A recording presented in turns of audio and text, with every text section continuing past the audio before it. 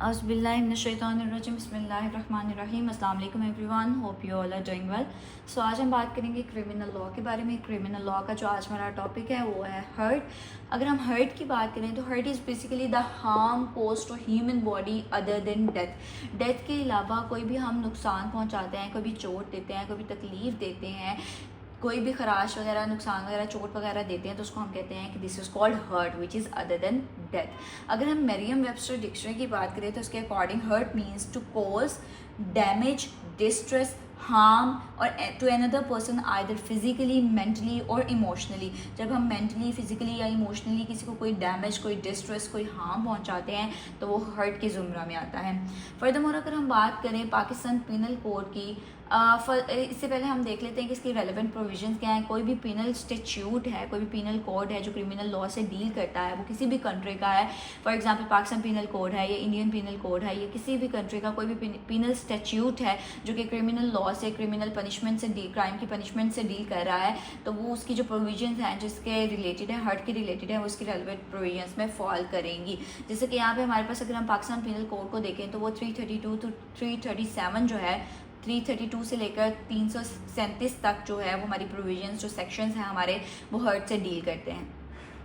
इसी तरह अगर हम section 332 of Pakistan penal code 1860 की बात करें तो इसके अंदर सबसे पहले इन्होंने हमें हर्ट को डिफ़ाइन कर दिया है और साथ ही इन्होंने हर्ट के काइंड्स भी हमें बता दिए हैं। अगर हम हर्ट की डेफिनेशन देखें तो इसमें कहता है कि whoever causes pain, harm, disease, infirmity as for mentioned। ये जो मैंने अपना पेज साथ लगाया हुआ है, इसके ऊपर जो मैंने नोट्स बनाया उसके अंदर अगर आप पाकिस्तान पिनल कोड की राइट साइड को देखेंगे तो राइट साइड में फर्स्ट लिखा हुआ है, उसके साथ मेंशन किया हुआ है कि whoever causes pain, harm, disease, infirmity और injury to any person। कोई भी इंसान जब किसी को कोई नुकसान, कोई बीमारी, कोई तकलीफ़, कोई अजियत, कोई चोट, कोई इस तरह की चीज़ पहुँचाता है या फिर उसके किसी भी ऑर्गन को, लिम को इम्पेयर कर देता है, डिसेबल कर देता है, जो काम नहीं कर सकता, उसकी कैपेसिटी, उसकी पावर ख़त्म कर देता है, डिसफिगर कर देता है, डीफेसिस कर देता है या डिसमेंबर अलहदा कर देता है, कट ऑफ कर देता है कोई भी ऑर्गन या लिम्ब ऑफ द बॉडी और the part of the like body, तो उसको हम कहेंगे कि उस बंदे को हर्ट कॉज कर रहा है।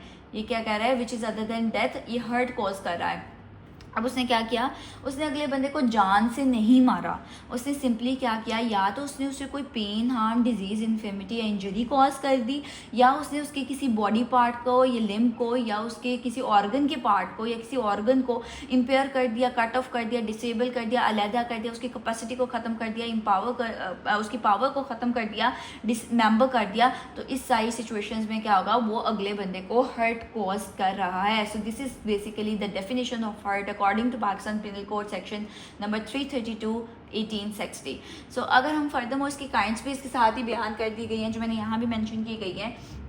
मेंशन कर दिया, जिसके अंदर सबसे पहले है इतलाफ़े उज़्व। इसके बारे में हम जो कंप्लीट डिटेल्स हैं फर्दरमोर पढ़ेंगे। इतलाफ़े उज़्व, इतलाफ़े सलाहियत उज़्व, या फिर हमारे पास शज्जा आ जाती है, शज्जा की भी फर्दर काइंड्स हम पढ़ेंगे, या फिर जुर आ जाता है, जुर की भी फर्दर काइंड्स पढ़ेंगे। जुर में जायफ़ा और गैर जायफ़ा आ जाता है, फिर गैर जायफ़ा की भी फर्दर काइंड्स हम पढ़ेंगे, और फिर all kinds of other hurts की जितनी भी अदर काइंड्स ऑफ हर्ट्स हैं। अगर हम फर्स्ट काइंड ऑफ हर्ट की बात करें, इतलाफ़े उज़्व की, इतलाफ़े उज़्व इज़ बेसिकली इतलाफ़े अज़ू, यानी कि अब किसी भी बॉडी पार्ट का अलहदा कर देना, कट जाना, काट देना। आप मेरे नोट्स पे देखेंगे तो first definition according to section 333 of Pakistan penal code 1860 mention की हुई है, जो कि कहती है कि हूएवर डिसमेंबर्स, कोई भी अगर अलहदा कर देता है, टुकड़े कर देता है, एम्प्यूटेट्स, काट देता है, और सेवर्स या मुनक़ते कर देता है एनी लिम्ब और organ of the body of another person is said to cause इतलाफ़े उज़्व। यानी कि अगर कोई भी इंसान किसी भी और इंसान के किसी भी बॉडी पार्ट को, ऑर्गन को, लिम्ब को अलहदा कर देता है, टुकड़े कर देता है, काट देता है, कट ऑफ कर देता है, मुनक़ते कर देता है, अलहदा कर देता है, तो उस किसी भी अगर कर देता है इस तरह, तो वो उसको इतलाफ़े उज़्व का जो है वो हर्ट कमिट कर रहा है, कॉज कर रहा है। इतलाफ़े उज़्व से आपको वाज़ेह है कि किसी भी अज़ू का काट देना, अलहदा कर देना, कट ऑफ कर देना। इसी की अगर हम पनिशमेंट की तरफ जाएँ तो कहते हैं कि whoever by doing any act with the intention of thereby causing hurt, अगर कोई भी इस इंटेंशन के साथ कि वो दूसरे को नुकसान पहुंचाए, तकलीफ दे, या फिर उसको पता हो कि अगर वो ये काम करेगा तो अगले को अल्टीमेटली नुकसान पहुंचेगा, उसको ये हर्ट कोज हो जाएगा, जानते बूझते हुए भी अगर वो हर्ट कोज कर देता है तो उसको भी पनिशमेंट दी जाएगी। पनिशमेंट में हम किसास भी दे सकते हैं। किसास बेसिकली हम कहते हैं causing the similar hurt on the same part of the body of the accused which he has caused to the victim. जिस तरह का accused ने, for example अगर accused ने victim का हाथ काट दिया है, ठीक है, तो हम किसास में मेडिकल ऑफिसर से कंसल्ट करेंगे। अगर इसका कोई मतलब एक्सट्रीम नुकसान नहीं है या कोई भी मतलब अगर ये किया जा सकता है तो हम उसका भी हाथ काट देंगे, यानी कि similar punishment on the similar part of the body of the accuse, उसको ऐसी पनिशमेंट सेम पनिशमेंट दे देंगे जैसे उसने हार्म या हर्ट विक्टिम को कॉज किया है। इसी तरह हम उसको अर्श से भी पनिश कर सकते हैं। अर्श is basically the compensation is specified in this chapter. तो जिस तरह की भी किसी भी चीज़ में जो है वो कंपनसेशन मेंशन की होगी कि फॉर एग्जांपल अगर अर्श कितनी परसेंटेज के दियत के मुताबिक है, दियत कहते हैं हम, जैसे 323 ऑफ पाकिस्तान पिनल कोड 1860 में मेंशन किया गया है कि कुछ अमाउंट ऑफ सिल्वर है, उसके अकॉर्डिंग जो अमाउंट ऑफ सिल्वर बता दी गई है कि इतने अमाउंट ऑफ सिल्वर के मुताबिक उसको कंपनसेशन पे की जाएगी, तो अर्श उसकी कोई परसेंटेज का हिस्सा भी हो सकती है, फॉर एग्जांपल 10% ऑफ दियत भी हो सकती है। इसी तरह अर्श जो स्पेसिफाई की जाएगी इस चैप्टर में वो कंपनसेशन अदा की जाएगी, तो वो कंपनसेशन भी पनिशमेंट के तौर पर दी जा सकती है कि तुम इतनी कंपनसेशन जो है वो पे करो, अदा करो। वो मॉनेटरी कंपनसेशन भी हो सकती है, मॉनेटरी बेसिकली होती मॉनेटरी कंपनसेशन है। फर्दरमोर अगर हम तीसरी काइंड ऑफ पनिशमेंट की बात करें तो ताज़ीर, यानी कि उसको अर्श, दमन, दियत इन सब के अलावा कोई पनिशमेंट दी जाएगी जो कि उसको इम्प्रिजनमेंट के तौर पर दी जा सकती है आफ्टर 10 years ऑफ इम्प्रिजनमेंट। अगर कोई इतलाफ अज़ू कमिट करता है तो उसको किसास से भी पनिश किया जा सकता है, अर्श से भी पनिश किया जा सकता है कि उसको कहा जाए कि तुम कंपनसेशन दो, उसको ताज़ीर से यानी कि 10 years ऑफ इम्प्रिजनमेंट भी दी जा सकती है, ठीक है। फर्दरमोर अगर हम बात करें तो हमारे पास 335 बेसिकली बात करते हैं इतलाफ सलाहियत उज़्व की। आपको इतलाफ उज़्व से पता लग रहा था कि उज़्व को काट देना, अज़ू को अलहदा कर देना, अज़ू को काट देना, ठीक है। इसी तरह इतलाफ सलाहियत उज़्व से वाज़िह हो रहा है कि उसकी जो कैपेसिटी है, उसकी जो काम करने की सलाहियत है, जो पावर है, उसको ख़त्म कर देना। फॉर एग्ज़ाम्पल जैसे कि यहाँ पे हमारे नोट्स में मेंशन किया गया है कि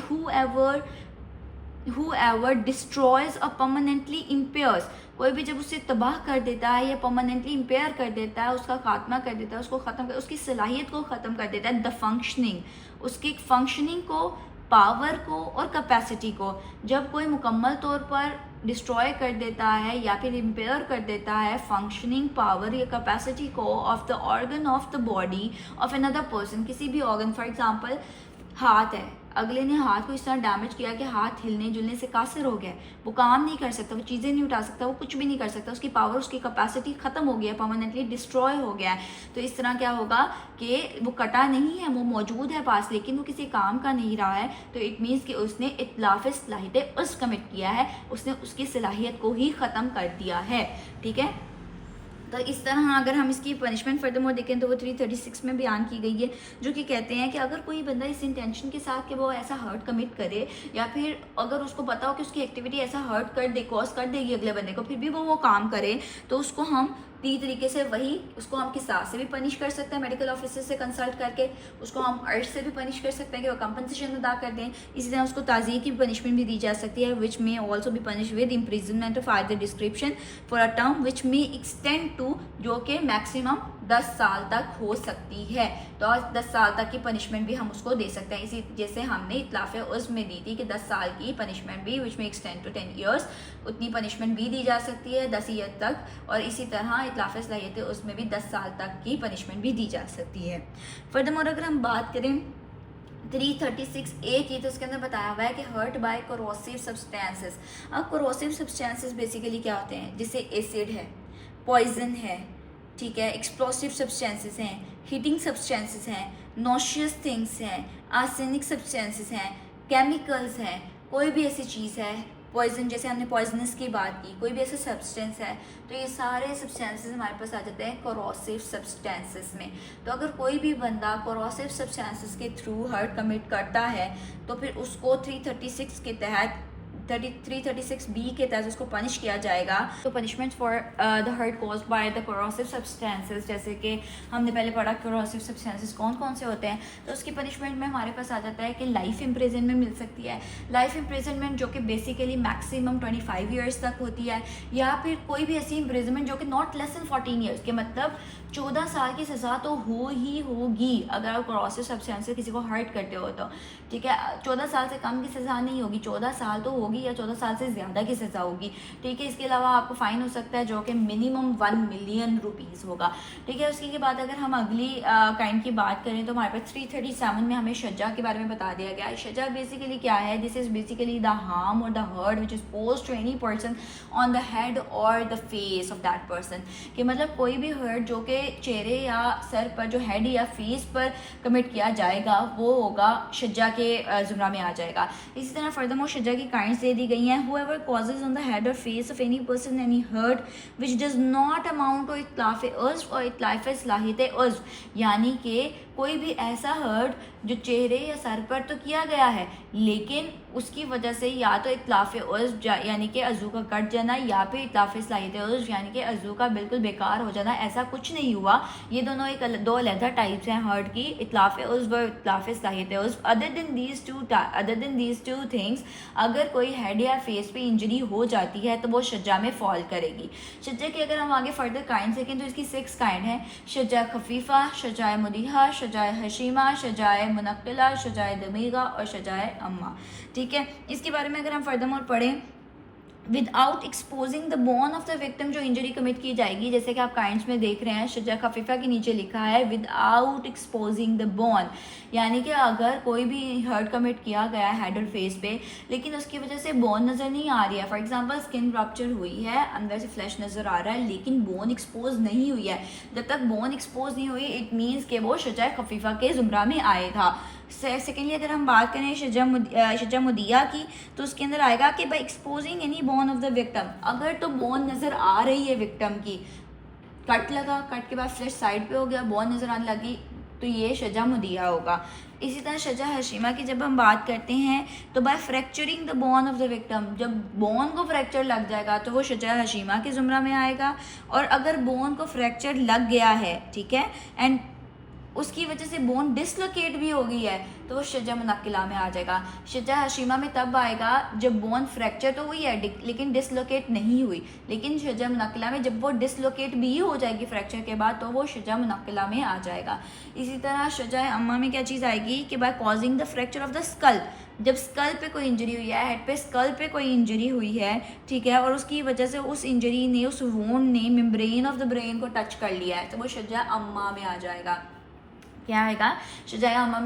अम्मा में आएगा कि जब कोई इंजरी, कोई हर्ट कॉज किया क्या सर पे, उसने स्कल को इंजर किया, ठीक है, वो स्कल को उसने फ्रैक्चर कर दिया है और उसने, उस वोंड ने ब्रेन की मेम्ब्रेन को टच कर लिया है, शजा अम्मा में आएगा। और अगर वो उस ब्रेन की मेम्ब्रेन को रप्चर कर देती है, यानी कि स्कल पे हर्ट किया, इंजरी की, स्कल पे स्कल फ्रैक्चर हो गया by causing the fracture of the skull of the victim and the wound ruptures the membrane of the brain, जब वो मेम्ब्रेन ऑफ द ब्रेन को रप्चर कर देगी तो दमीगा हो जाएगा। खफीफा में हमने पढ़ा विदाउट एक्सपोजिंग बोन, मुदिया में हमने पढ़ा कि बोन एक्सपोज होगी, हशीमा में हमने पढ़ा कि फ्रैक्चर भी होगी लेकिन डिसलोकेट नहीं हुई, मुनक्किला में पढ़ा कि फ्रैक्चर भी होगी और डिसलोकेट भी होगी, अम्मा में पढ़ा कि स्कल पे इंजरी हुई, स्कल फ्रैक्चर हो गया लेकिन मेम्ब्रेन ऑफ द ब्रेन, उसको सिर्फ वोंड ने टच किया है, उसको रप्चर नहीं किया, लेकिन दमीगा में स्कल भी फ्रैक्चर भी हो गया और membrane of the brain rupture भी हो गई है। जब ये दोनों काम हो गए तो वो दमीगा हो जाएगा। इसी तरह ये काइंड ऑफ शज्जा भी कंप्लीट हो गई।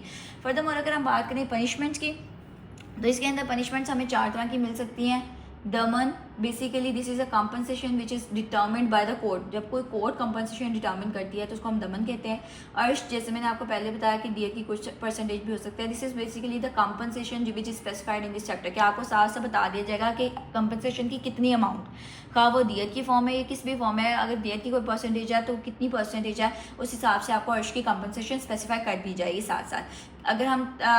इसी तरह जब दियत के बारे में बताते चलूँ कि दियत मैंने पहले भी बता दिया, दियत क्या होता है 323 और पीपीसी पाकिस्तान पिनल कोड 1860 में बयान किया गया है कि कुछ अमाउंट ऑफ सिल्वर, उसकी जो प्राइस होगी, उसकी जो अमाउंट होगी उसके मुताबिक ये फिक्स की जाती है, ठीक है, और इसे गवर्नमेंट फिक्स करती है सिल्वर की कुछ अमाउंट के मुताबिक, ठीक है। उसके बाद अगर हम किसास की बात करें तो किसास सिमिलर इंजरी कमिट करना, के सेम बॉडी पार्ट पे सेम इंजरी जैसे कि उसने विक्टिम को किया है वही उस पर भी इन्फ्लिक्ट कर देना मेडिकल ऑफिसर की कंसल्टेशन के बाद, ठीक है। ताज़ीर, जैसे कि कुछ फॉर्म ऑफ इम्प्रिजनमेंट आ जाती है या दिया दमन अर्श के अलावा जो भी पनिशमेंट आ जाती है उसको हम ताज़ीर की जुमरा में लाते हैं। अगर हम शज्जा खफीफ़ा में देखें जिसके अंदर एक्सपोज नहीं हुई है बोन, तो उसके अंदर दमन या तो कोर्ट स्पेसिफाई डिटर्मिन कर देगी कि कितनी पनिशमेंट देनी है, ठीक है, या फिर आप उसे पनिश करेंगे फ़ायदा डिस्क्रिप्शन फॉर अ टर्म विच में एक्सटेंड टू 2 years ऑफ ताज़ीर, कि 2 साल की उसको सज़ा 2 साल तक की सज़ा उसको दी जा सकती है। इसी तरह शज्जा मुदीहा में क्या होगा कि या तो उसको किसास से पनिश किया जाएगा मेडिकल ऑफिसर की कंसल्टेशन के बाद, या फिर जो है उसको अर्श के मतलब उसको कहा जाएगा कि अर्श की फॉर्म में कंपनसेशन दो, ही मे बी लायबल टू अर्श विच शैल बी 5% ऑफ दियत, जो कि दियत का 5% होगा, या फिर उसको इम्प्रिजनमेंट जो कि 5 years की हो सकती है उससे पनिश किया जा सकता है। इसी तरह अगर हम हशीमा की बात करें तो इसके अंदर क्या होगा कि या तो उसको अर्श कहा जाएगा कि 10% ऑफ दियत पे कर दो, 10% ऑफ दियत, या फिर उसको इम्प्रिजनमेंट 10 साल की दे दी जाएगी। इसी तरह मुनक्किला में क्या होगा कि या तो उसको कहा जाएगा कि तुम 15% ऑफ दियत पे कर दो एज अ अर्श लायबिलिटी, या फिर उसको 10 साल की सज़ा दे दी जाएगी, ठीक है। And may also be punish with imprisonment of either description which may extend to 10 years, ठीक है। उसके बाद अगर हम अम्मा की बात करें तो इसके अंदर क्या होगा कि या तो उसको कहा जाएगा कि तुम 1/3 ऑफ दियत से अर्श पे कर दो, या फिर तुम 10 साल की तुम्हें सज़ा दी जाएगी। उसी तरह अगर शजर दमीगा को हम देखें तो इसके अंदर या तो उसको कहा जाएगा कि 1/2 ऑफ द दियत एज अ अर्श लायबिलिटी पे कर दो, या फिर उसको 14 साल की सज़ा तक दी जा सकती है, 14 साल तक की सज़ा दी जा सकती है। इसी तरह हमारी जो है इसकी शज्जा के बारे में हमने पढ़ भी लिया, उसकी काइंड्स भी पढ़ ली, उसके आगे पनिशमेंट्स भी पढ़ ली कि किस तरह का अगर शज्जा वाला हर्ट कमिट किया जाए, अगर खफीफ़ा कमिट किया जाए तो क्या सज़ा होगी, मुदीहा हो तो क्या सज़ा होगी, हशीमा हो तो क्या सज़ा होगी, दमीगा या फिर अम्मा हो, इस तरह इन सारे केसेस में किस केस में कौन सी सज़ा दी जाएगी। अगर हम फोर्थ काइंड ऑफ हर्ट की बात करें तो वो आ जाता है हमारे पास जुर्म बेसिकली क्या है, जब आप कोई हर्ट कमिट करते हो, किसी और बंदे को हर्ट करते हो any part of the body other then the head और फेस, बेसिकली हेड और फेस के अलावा किसी भी और बॉडी पार्ट पर जब हर्ट कमिट किया जाता है, यानी कि ऑन योर लोअर बॉडी नेक से डाउनवर्ड, तो फिर क्या होता है उसको हम जुर्म कहते हैं, which leaves a mark of the wound. This is basically defined in 337B, जो कि कहता है कि whoever causes on any part of the body of a person other than the head or face, जो कि हमने पहले शज्जा में बयान कर दिया है, other than the head or face, a hurt which leaves a mark of the wound which is temporary or permanent,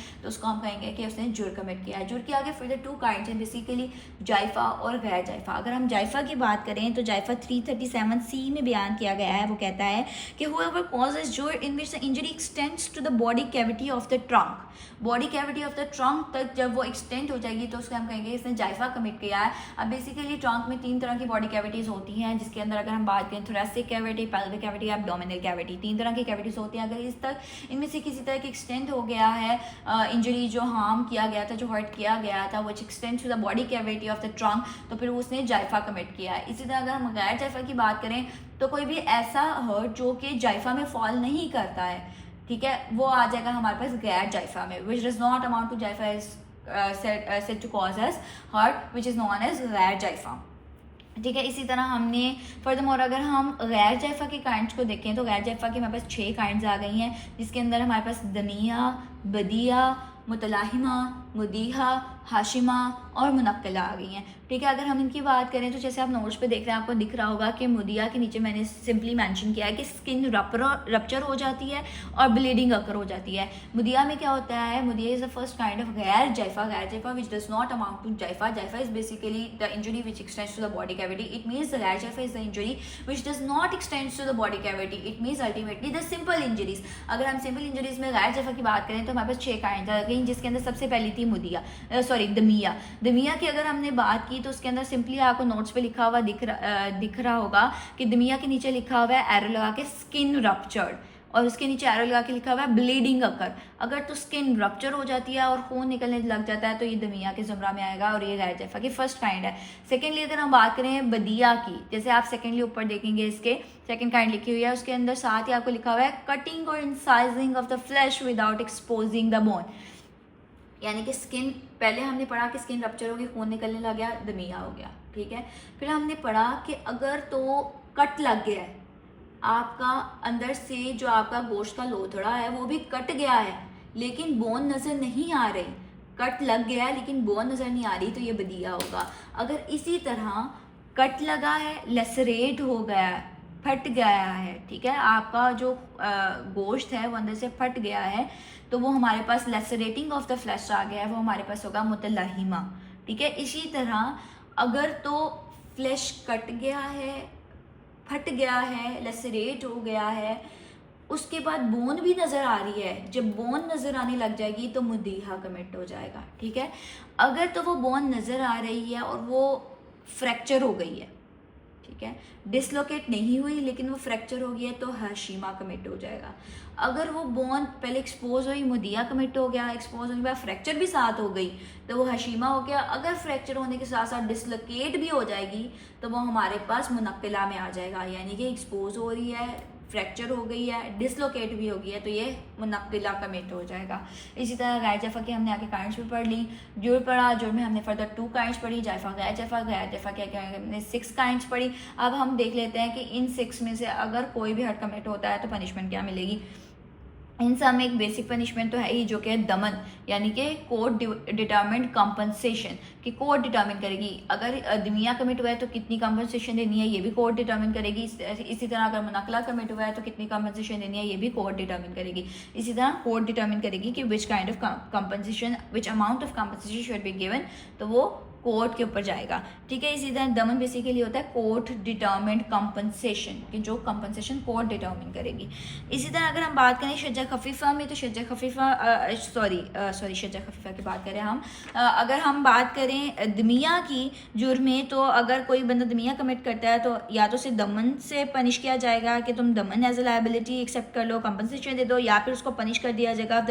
imprisonment of either description for a term which may extend to 1 year as ताज़ीर। इसी तरह अगर बदिया की बात होगी, या तो दमन as a liability दे दी जाएगी, या फिर उसको 3 साल की सज़ा दे दी जाएगी, 3 साल तक की, इससे कम भी हो सकती है। इसी तरह अगर मुतलाहिमा कमिट किया जाएगा, या तो उसकी लाइबिलिटी दमन में होगी, या तो उसको इम्प्रिजनमेंट दे दी जाएगी जो कि 3 साल तक जाएगी। इसी तरह अगर मुदिया होता है तो 4 साल तक सज़ा चली जाएगी, 5 साल तक सज़ा चली जाएगी, या उससे कम भी हो सकती है, लेकिन मैक्सिमम एक्सटेंड टू 5 ईयर्स हो जाएगी, ठीक है। और उसके अलावा दमन तो आपको पता साथ आएगा। इसी तरह हाशिमा में भी दमन की सज़ा तो होगी साथ में,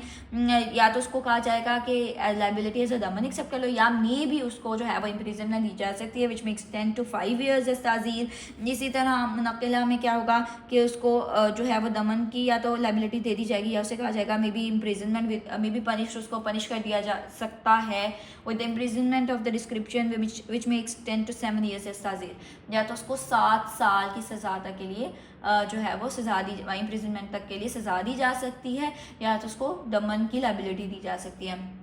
इसी तरह हमने पढ़ा दमिया में, जैसे हमने देखा 1 साल, फिर एक्सटेंड होके बदिया में 3 साल, मुतलाहिमा में भी 3 साल, मुदीहा में हमारे पास 5 साल आ गया, फिर आगे फिर से हाशिमा में भी 5 साल, और मुदक्किला में हमारे पास 7 साल की एक्सटेंडेड जो है वो इम्प्रिजनमेंट हो सकती है, या फिर आपको लाइबिलिटी एज ए दमन पे करनी पड़ सकती है। तो इसी तरह हमने अपना हर्ट का सारा हमने देख लिया, इसके सारे हमने नोट्स देख लिए हैं। हर्ट के जो हमने टॉपिक में सबसे पहले हमने पढ़ा कि हर्ट क्या है, हर्ट की हमने डेफिनेशन पढ़ी, मरियम वेबस्टर के ज़रिए से भी देख ली, फिर हमने पाकिस्तान पीनल कोड 332 के ज़रिए से भी देख ली कि उसके अंदर क्या हर्ट बताया गया। फिर हमने आगे हर्ट की काइंड्स देखी, जिसके अंदर हमने 4 बेसिक काइंड्स और फिर all the kinds of hurt देखा, जिसके अंदर सबसे पहले काइंड थे हमारे पास इतलाफ़ उज़्व, जिसके अंदर उज़ू काट दिया जाता है, इतलाफ़ सलाहियत उज़्व, यानी कि उसकी सलाहियत को, उज़ू की सलाहियत को ख़त्म कर दिया गया। या फिर हमने इनकी साथ साथ पनिशमेंट्स भी देखी हैं। तीसरे नंबर पर हमने शज्जा देखा, शज्जा के आगे फर्दर 6 काइंड्स देखी, फिर उनकी पनिशमेंट्स देखी, फिर जुर्द देखा, जुर्द के आगे फर्दर 2 काइंड्स देखी, फिर उसकी फर्दर 2 काइंड्स जायफा और गैर जायफा में से गैर जायफा के आगे 6 काइंड्स देखी। फिर हमने देखा कि अगर इनमें से कुछ भी कमिट होता है तो उसकी पनिशमेंट साथ साथ क्या होगी। फिर हमने उसके बाद के साथ दमन, दियत, अर्श, इन सब चीज़ों के बारे में भी थोड़ा सा पढ़ा कि जो कि 299 में इन सबको डिफ़ाइन किया गया पाकिस्तान पिनल कोड की, उनकी डेफिनेशंस देख ली, रेलेवेंट प्रोविजंस देख ली। इसी के साथ आज का जो हमारा लेक्चर है वो कंप्लीट हो गया। अगर किसी का कोई क्वेश्चन है तो आप मुझे कमेंट सेक्शन में पूछ सकते हैं। अगर किसी ने किसी मतलब सब्जेक्ट पे, किसी टॉपिक पे लेक्चर लेना है आप उसके बारे में भी बता सकते हैं। इसी के साथ हमारा आज का लेक्चर ख़त्म होता है। Please like the video and subscribe the channel. अगर अच्छी लगी तो कमेंट भी करिएगा। Thank you so much. अल्लाह हाफिज़।